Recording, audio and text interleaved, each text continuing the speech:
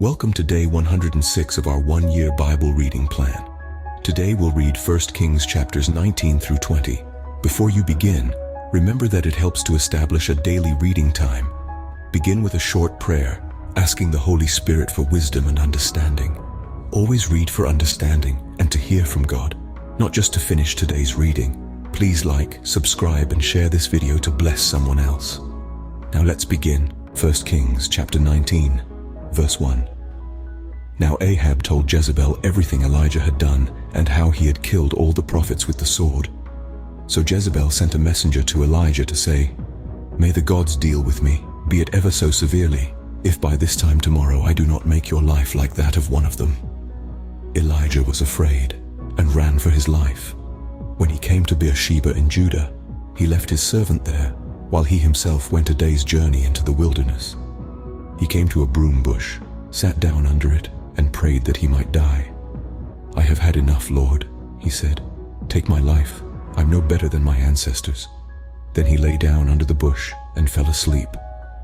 All at once an angel touched him and said, "Get up and eat." He looked around, and there by his head was some bread baked over hot coals and a jar of water. He ate and drank and then lay down again. The angel of the Lord came back a second time and touched him and said, "Get up and eat, for the journey is too much for you." So he got up and ate and drank. Strengthened by that food, he traveled 40 days and 40 nights until he reached Horeb, the mountain of God. There he went into a cave and spent the night, and the word of the Lord came to him. "What are you doing here, Elijah?" Verse 10. He replied, "I have been very zealous for the Lord God Almighty. The Israelites have rejected your covenant, torn down your altars, and put your prophets to death with the sword. I am the only one left, and now they are trying to kill me too." The Lord said, "Go out and stand on the mountain in the presence of the Lord, for the Lord is about to pass by."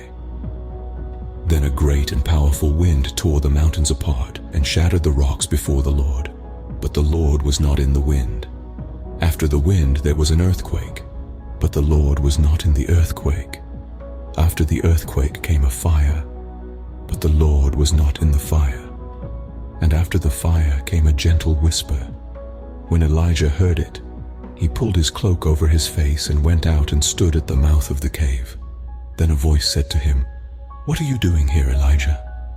He replied, "I have been very zealous for the Lord God Almighty. The Israelites have rejected your covenant, torn down your altars, and put your prophets to death with the sword. I am the only one left, and now they are trying to kill me too." The Lord said to him, "Go back the way you came and go to the desert of Damascus. When you get there, anoint Hazael king over Aram. Also anoint Jehu son of Nimshi king over Israel, and anoint Elisha son of Shaphat from Abel-Meholah to succeed you as prophet. Jehu will put to death any who escape the sword of Hazael, and Elisha will put to death any who escape the sword of Jehu. Yet I reserve 7,000 in Israel, all whose knees have not bowed down to Baal, and whose mouths have not kissed him." So Elijah went from there and found Elisha son of Shaphat. He was plowing with 12 yoke of oxen, and he himself was driving the 12th pair. Elijah went up to him and threw his cloak around him. Verse 20. Elisha then left his oxen and ran after Elijah. "Let me kiss my father and mother goodbye," he said, "and then I will come with you." "Go back," Elijah replied. "What have I done to you?" So Elisha left him and went back. He took his yoke of oxen and slaughtered them. He burned the plowing equipment to cook the meat and gave it to the people, and they ate. Then he set out to follow Elijah and became his servant. 1 Kings chapter 20, verse 1. Now Ben-Hadad king of Aram mustered his entire army. Accompanied by 32 kings with their horses and chariots, he went up and besieged Samaria and attacked it. He sent messengers into the city to Ahab king of Israel, saying, "This is what Ben-Hadad says, 'Your silver and gold are mine, and the best of your wives and children are mine.' The king of Israel answered, 'Just as you say, my lord the king, I and all I have are yours.' The messengers came again and said, 'This is what Ben-Hadad says, I sent to demand your silver and gold, your wives and your children. But about this time tomorrow, I am going to send my officials to search your palace and the houses of your officials. They will seize everything you value and carry it away.' The king of Israel summoned all the elders of the land and said to them, "See how this man is looking for trouble. When he sent for my wives and my children, my silver and my gold, I did not refuse him." The elders and the people all answered, "Don't listen to him or agree to his demands." So he replied to Ben-Hadad's messengers, "Tell my lord the king, your servant will do all you demanded the first time, but this demand I cannot meet." They left and took the answer back to Ben-Hadad. Verse 10. Then Ben-Hadad sent another message to Ahab, "May the gods deal with me, be it ever so severely, if enough dust remains in Samaria to give each of my men a handful."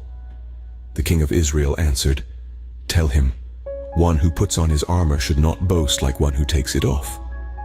Ben-Hadad heard this message while he and the kings were drinking in their tents, and he ordered his men, "Prepare to attack." So they prepared to attack the city. Meanwhile, a prophet came to Ahab, king of Israel, and announced, "This is what the Lord says. Do you see this vast army?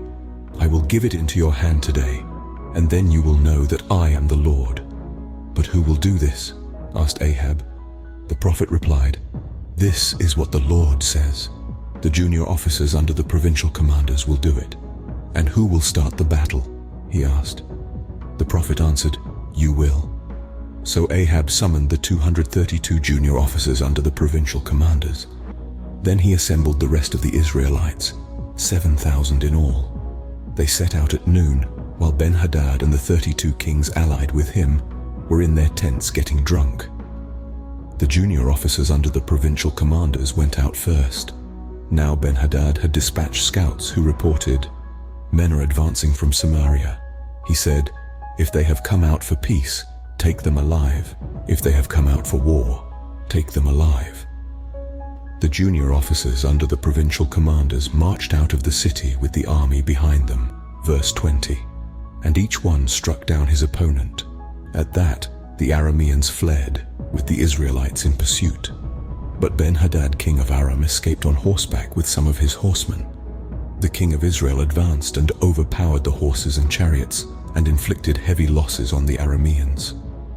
Afterward, the prophet came to the king of Israel and said, "Strengthen your position and see what must be done, because next spring the king of Aram will attack you again." Meanwhile, the officials of the king of Aram advised him, "Their gods are gods of the hills. That is why they were too strong for us. But if we fight them on the plains, surely we will be stronger than they. Do this, remove all the kings from their commands and replace them with other officers. You must also raise an army like the one you lost, horse for horse and chariot for chariot, so we can fight Israel on the plains. Then surely we will be stronger than they."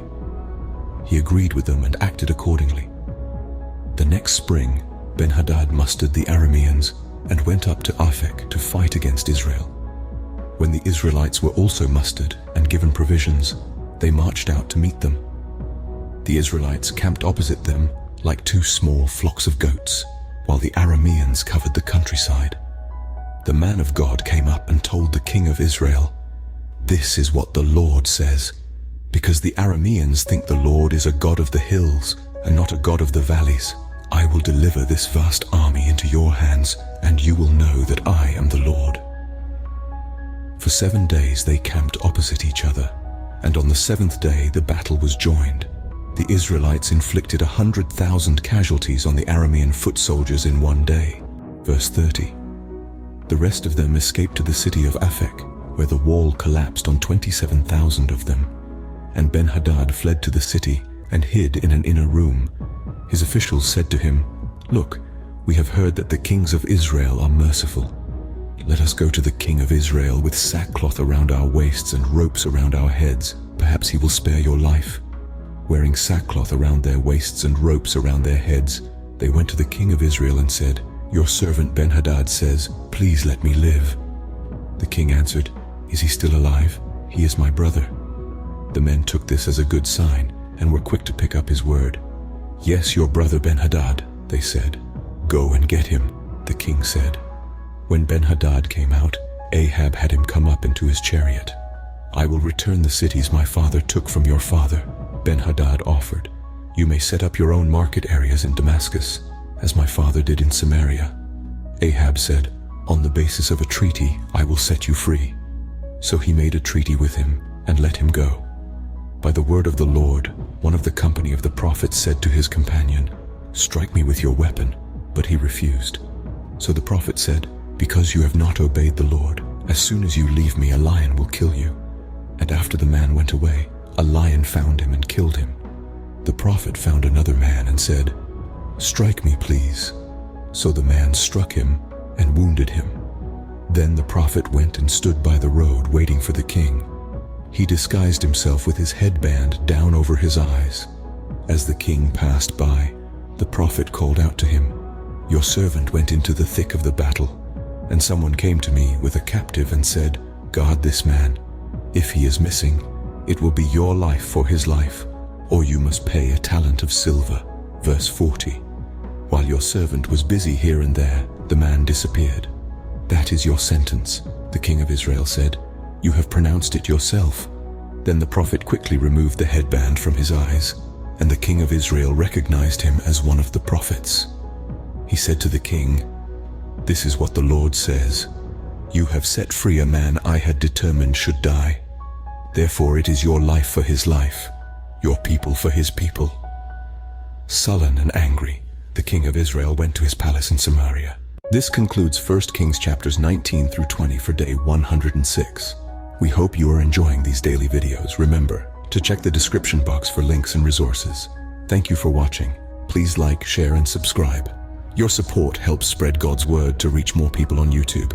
We'll see you in the next video for our day 107 reading.